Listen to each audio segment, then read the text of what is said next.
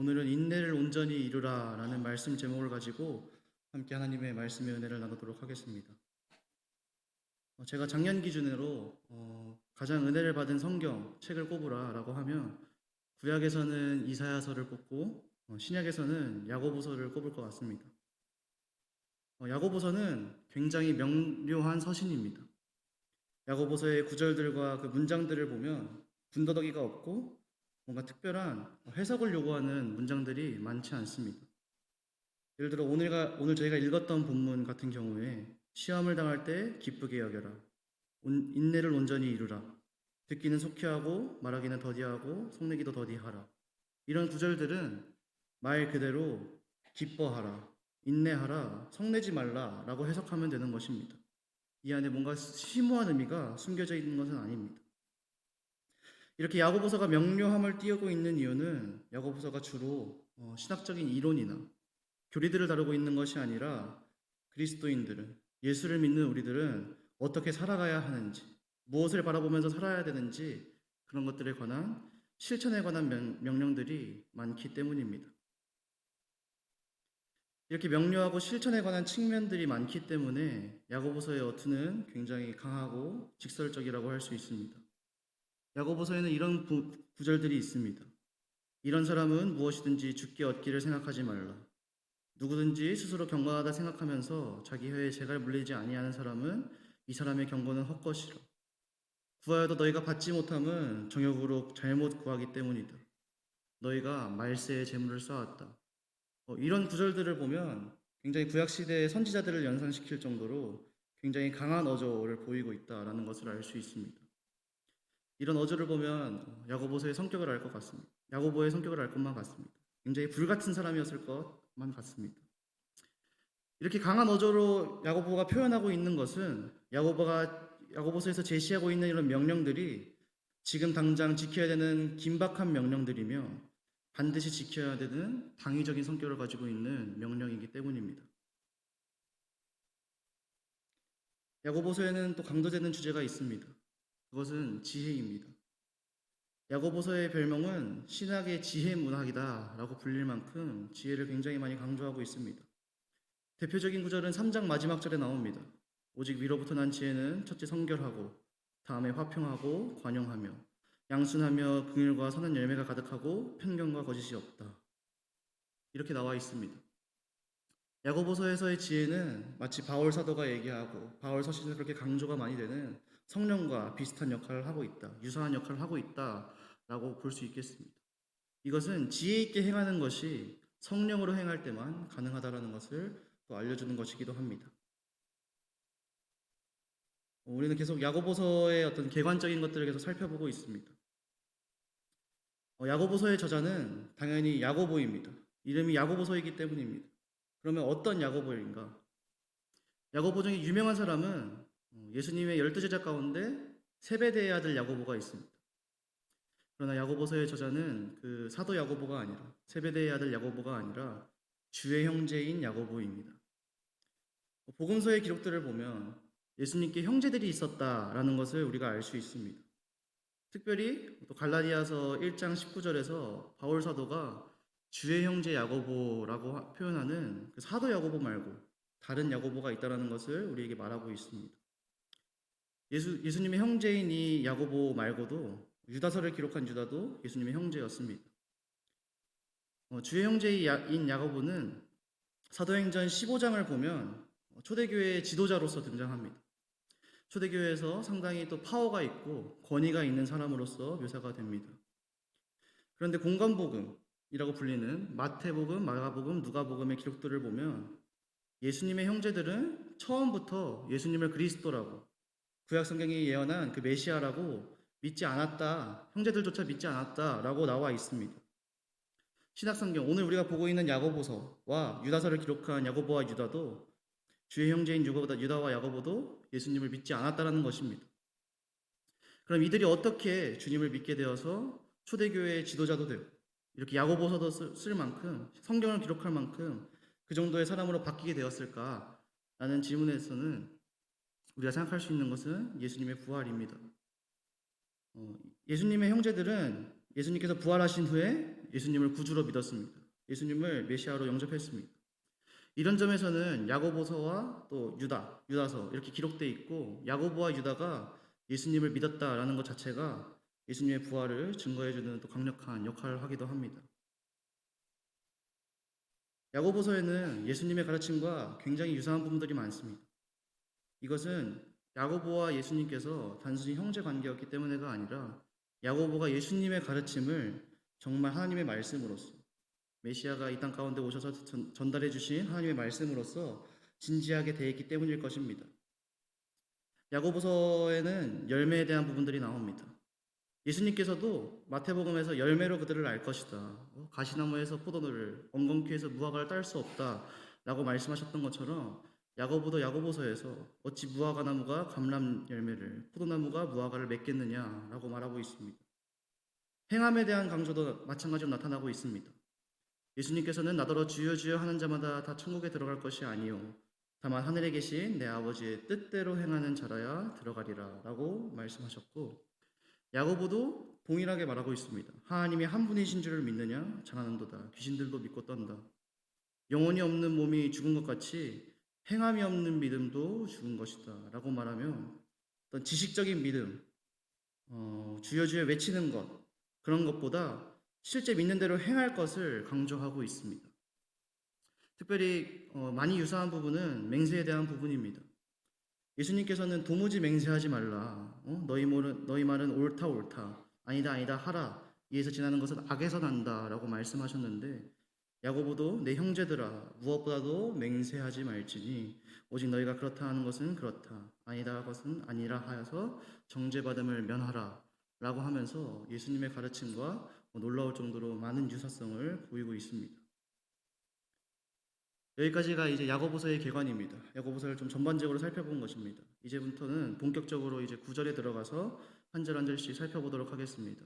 먼저 1절을 우리가 함께 읽도록 하겠습니다.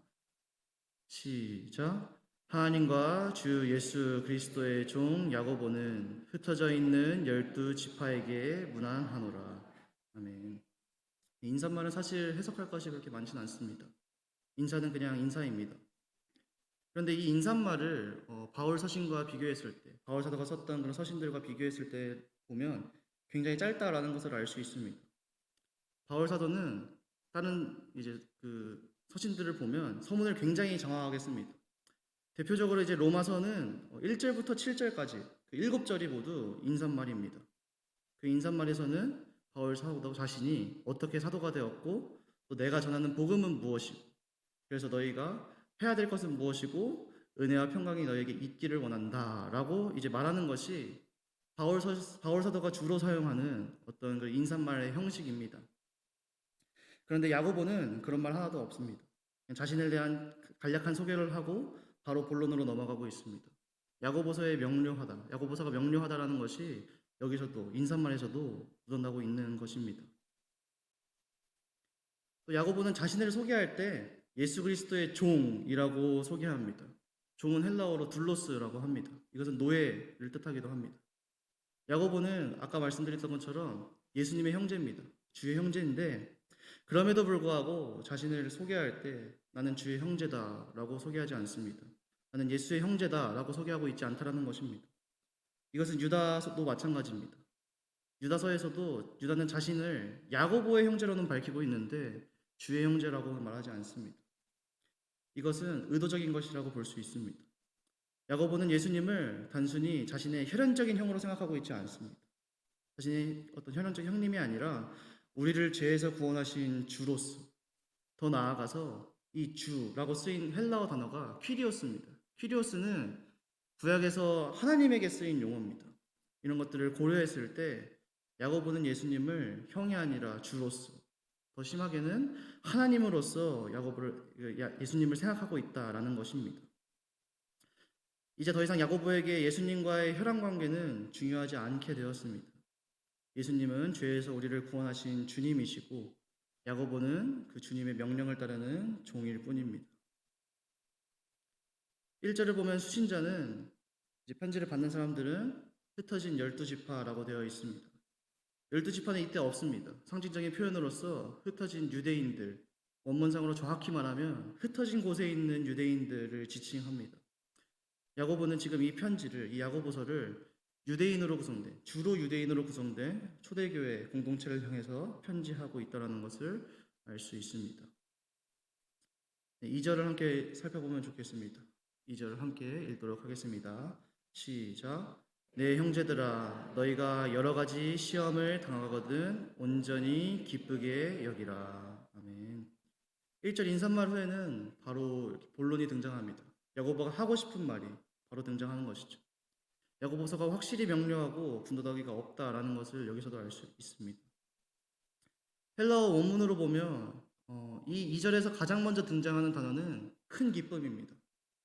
큰 기쁨. 야고보는 무엇보다도 예수를 믿고 있는 그 유대인 공동체에게 크게 기뻐하라, 온전히 기쁘게 여기라 라고 먼저 말하고 있는 것입니다. 왜 기뻐하라, 기쁘게 여겨라, 온전히 기쁘게 여기라 라는 것이 가장 먼저 등장하고 있는가? 지금 야고보서의 수신자들은 2절을 보면 여러 가지 시험을 당하고 있습니다. 여러 가지 시험을 당하고 있기 때문에 야고보는 그 고난, 시험과 고난 상황에 대해서 거침없이 먼저 기쁨으로 처방을 내리고 있는 것입니다. 시험을 당하는 것을 어떻게 기뻐할 수 있습니까? 우리는 시험 당하는 것을 어떻게 기뻐할 수 있습니까? 그 내용이 3절에 나오는 것입니다. 3절을 또 같이 보고 읽도록 하겠습니다. 3절입니다. 시작. 이는 너희 믿음의 시련이 인내를 만들어내는 줄 알미라. 아멘. 헬라어로 보면 2절과 3절은 한 문장으로 되어 있습니다. 여기서 주동사는 아까 앞서서 봤던 그 2절에 나오는 기쁘게 여기라 라는 헤게오마이라는 동사이고 3절 끝에 이제 인내를 만들어내는 줄 알미라 너희가 안다 라는 그 기노스코라는 동사는 분사로 되어 있습니다. 그 주동사 기쁘게 여겨라의 근거가 알기 때문에 그 근거로서 아는 것이 기능하고 있다는 것입니다. 그래서 분사와 주동사의 관계를 좀 살려서 번역을 하면 너희가 믿음의 시련이 인내를 만들어낸 줄을 알기 때문에 너희는 기뻐해야 한다. 기쁘게 여겨야 한다. 라는 것이 됩니다. 교회 공동체는 무엇을 알고 있습니까? 믿음의 시련이 지금 공동체가 맞닥뜨리고 있는 그 여러 가지 시험, 그 고난의 상황이 인내를 만들어낸다라는 것을 알고 있습니다.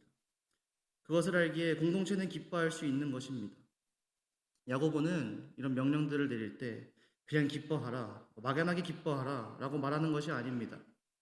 그들이 기쁘게 여길 수 있는 이유, 또 기뻐해야만 하는 그 근거는 믿음의 시련이 지금 공동체가 당하고 있는 그 어려움과 고난이 인내를 만들어내는 것을 알기 때문입니다. 원문에서는 이 너희 믿음의 시련이라고 할 때 이 시련이라는 단어를 도키미온이라는 단어로 쓰고 있습니다. 여기 나오는 것처럼 헬라어로는 도키미온이라고 합니다.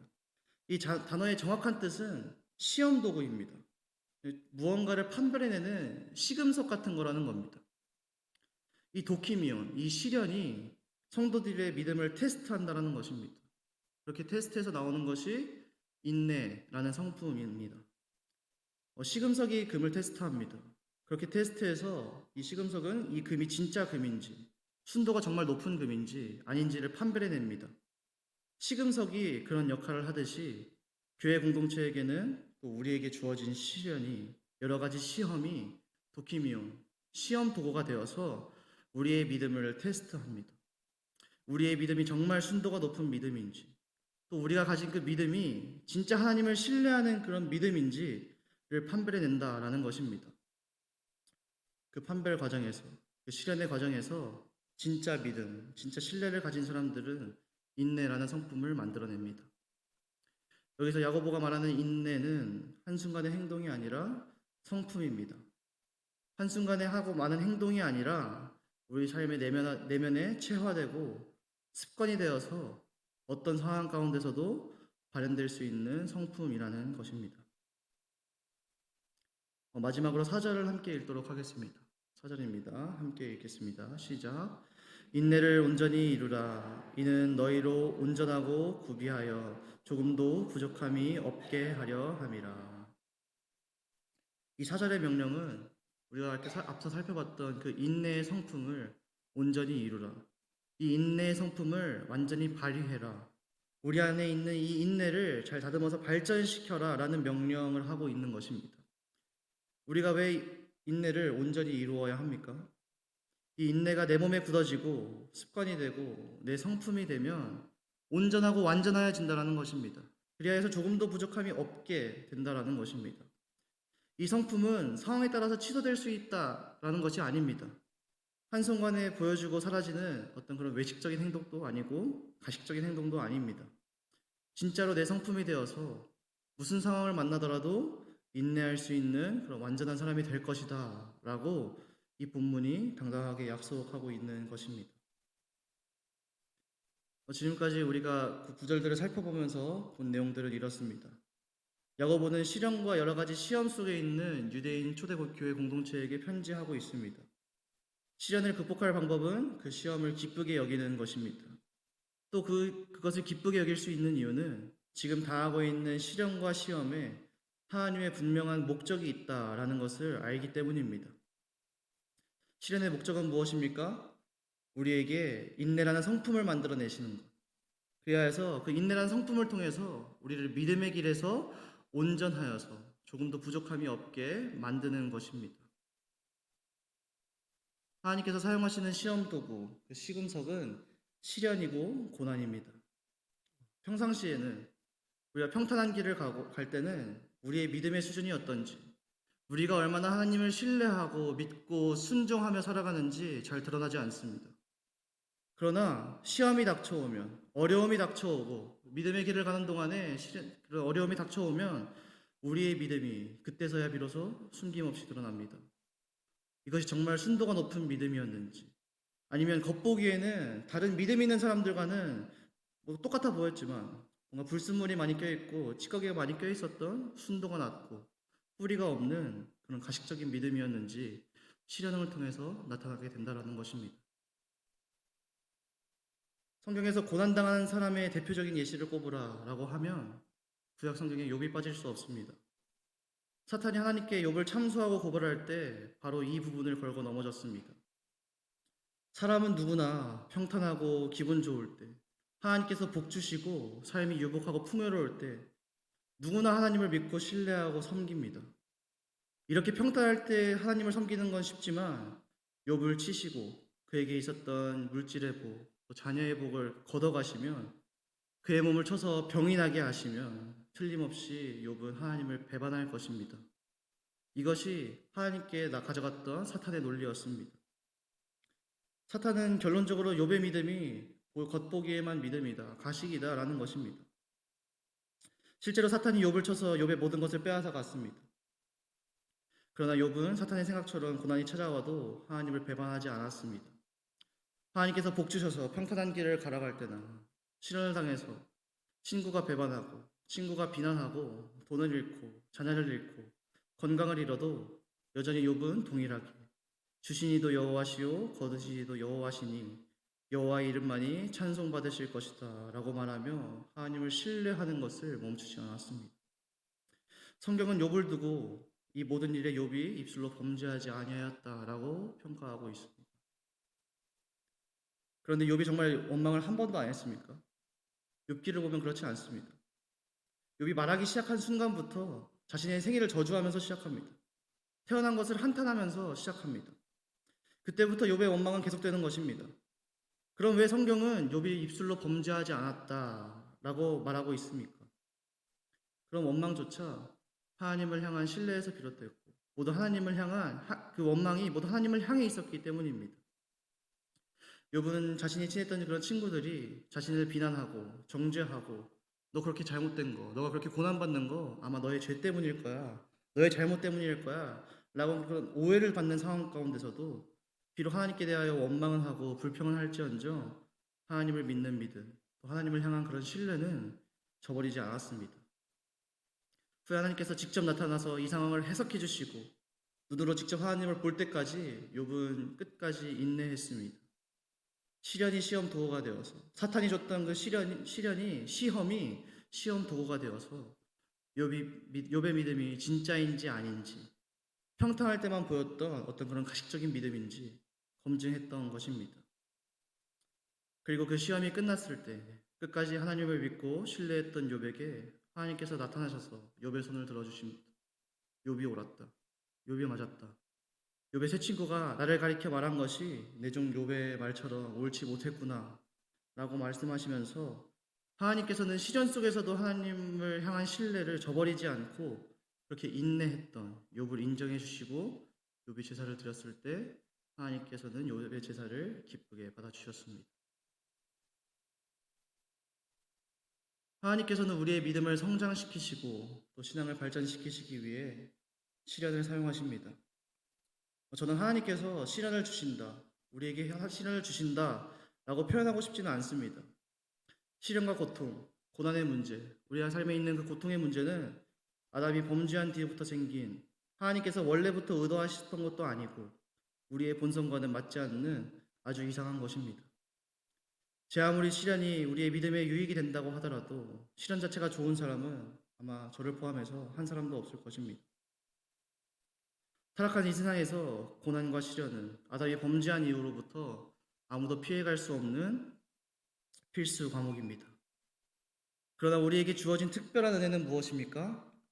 오늘 야고보서 1장 3절에 나오는 그 말씀처럼 하나님을 믿는 우리에게, 예수 그리스도를 영접한 우리에게는 누구나 거쳐가야 되는 그 필수 과목이었던 시련이, 시험이, 고난이 하나님의 손 안에서 시험 도구로 바뀐다라는 것입니다. 시련이 시련으로 끝나고 우리를 좌절시키고 그냥 절망시키는 데서 끝난다라고 하면 소망이 없을 것입니다. 그런데 그것이 아니라 하나님께서 사용하시는 시험 도구가 되어서 우리를 완전한 대로 이끄시는데, 온전하고 구비하여서 조금도 부족함이 없는 자로 이끄시는 데에 하나님께서 사용하시는 도구가 된다라는 것입니다. 하나님께서 타락한 세상에서 피해갈 수 없는 그 시련을 사용하십니다. 우리의 믿음을 단련시키십니다. 그때 우리가 해야 될 반응이 오늘 야고보서가 말하고 있는 인내인 것입니다. 하나님께서 말씀하십니다. 인내를 온전히 이루라. 이는 너희로 온전하고 구비하여 조금도 부족함이 없게 하려 함이라. 우리가 고난과 시련 가운데서도 인내할 수 있고 또 인내해야만 하는 이유는 그 고난에는 끝이 있기 때문이고, 또 끝이 있을 뿐만 아니라 그냥 그 시련이 끝나버리고 끝나는 것이 아니라 그 시련에는 분명 하나님의 목적이 있기 때문입니다. 그냥 인내해야지, 참고만 살아야지 라고 하면 우리의 의지는 아마 바닥날 것입니다. 목적도 소망도 없어서 아마 인내할 수 없을 것입니다. 그런데 성경은 우리에게 그렇게 참고만 살라, 인내하고만 살라 라고 말하는 것이 아닙니다. 오히려 당당하게 약속하고 있습니다. 너희가 인내하면 하나님께서 너희를 인도하셔서 너희를 완전하게 만들 것이다. 어떤 상황에도 조금도 부족함이 없는 그 인내의 사람이, 믿음의 사람이 될 것이다 라고 말하고 있는 것입니다. 성경은 우리에게 시련을 잘 참고 견디고 고난을 잘 이겨내면 해가 뜰 거다, 좋은 날 찾아올 거야, 돈이 왕창 들어올 거야, 그렇게 약속하고 있는 것이 아닙니다. 대신 온전한 믿음을 주겠다 라고 약속하십니다. 시련 당할 때나 어려울 때나 또 평탄할 때나 기쁠 때 찬송가의 가사처럼 우리 평생에 가는 길이 순탄하여서 늘 잔잔한 강 같던지, 아니면 큰 풍파로 무섭고 어렵든지 하나님을 온전히 신뢰하는 우리의 영혼은 언제나 평안할 것입니다. 비록 무화과나무에 열매가 없고 감람나무에 소출이 없고 외양간에 송아지가 없어도 우리는 여호와를 신뢰함으로 기뻐할 수 있습니다. 하나님께서는 이런 믿음을 우리에게 선물로 주시고, 우리는 이런 믿음의 사람이 종국에는 하나님께서 이끌어 가셔서 그런 믿음의 사람이 될 것이기에 우리는 고난 속에서도 기꺼이 인내할 수 있는 것입니다. 마지막으로 히브리서 11장 6절을 함께 읽으면 좋겠습니다. 히브리서 11장 6절 함께 읽도록 하겠습니다. 믿음이 없이는 하나님을 기쁘시게 하지 못하나니 하나님께 나아가는 자는 반드시 그가 계신 것과 또한 그가 자기를 찾는 자들에게 상 주시는 이심을 믿어야 할지니라. 저는 이 구절을 볼 때마다 늘 마음에 좀 걸리는 것이 있었습니다. 그래, 믿음은 하나님께서 계시는 것을, 하나님께서 정말 우리 삶을 주관하시고 이렇게 존재하시고 창조주로 계시는 것을 믿는 것이지. 그런데 도대체 하나님께서 상 주시는 것을 믿어야 한다라는 것은 뭘까? 왜 상을 바라고 하나님을 믿으라고 하는 것일까? 저는 이 부분이 항상 이해가 안 됐습니다.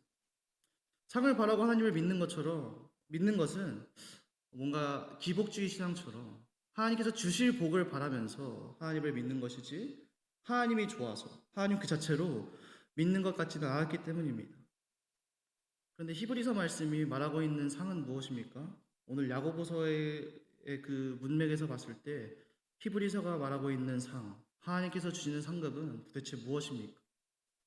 이 땅에서 썩어질 돈입니까? 건물입니까? 아니면 이 땅에서는 부패하지 않는다라고 말하는 금입니까? 아니면 요즘 떠오르고 있는 SK 하이닉스 주식입니까? 오늘 말씀에 비춰서 보면 하나님의 상급은 우리를 온전한 사람으로 만드는 것입니다. 그 상급은 인내라는 성품이고 우리가 온전하게 되는 것이고, 그리하여서 그 인내함으로 믿음의 경주 끝에 우리가 맞이하게 될 하늘의 영광입니다. 우리가 왜 눈에 돈을 돌리고 재물에 눈을 돌리고 권력에, 스펙에, 학벌에 눈을 돌립니까? 이건 제 얘기입니다. 하늘의 상급을 믿지 않기 때문입니다. 설령 믿는다고 해도 그 상급이 너무 작을 것이라고 생각하기 때문입니다. 시련을 통해서, 고난을 통해서 우리에게 인내를 주시겠다, 믿음으로 온전하게 하겠다 라고 하나님께서 말씀하셔도 우리가 그것을 거절합니다. 그것보다는 돈이 필요하다고, 권력이 필요하다고, 그깟 인내가, 그깟 온전함이, 완전함이 무엇이 필요하냐고 때를 씁니다.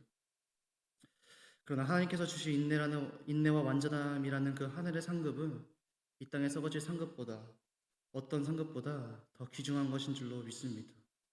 우리의 인격이 하나님께서 사용하시는 그 시련을 통해서 성숙하고 넓어지는 것이 정말 하나님께서 허락하시는 상급인 줄로 믿습니다. 타락한 세상에서 고난은 필수적입니다. 누구나 거쳐가야 되는 필수 과목입니다. 그러나 그 고난은 끝이 아니라 하나님께서 주실 하늘의 상급이 기다리고 있다라고 성경은 말하고 있습니다. 그 상급이 비록 돈이 아니고 권력이 아니더라도 시련이라는 시금석으로, 그 도끼미 온 시험 도구로 우리를 정금같이 만드셔서 우리를 신앙의 길에서 승리하게 하실 것이고, 어떤 상황 가운데서도 하나님을 예배하게 하실 것이며, 그리하여서 상황과 조건과 상관없이 주님을 신뢰하고 믿는 믿음의 사람, 인내의 사람이 되게 하시고, 궁극적으로는 예수를 닮아가게 하실 것입니다.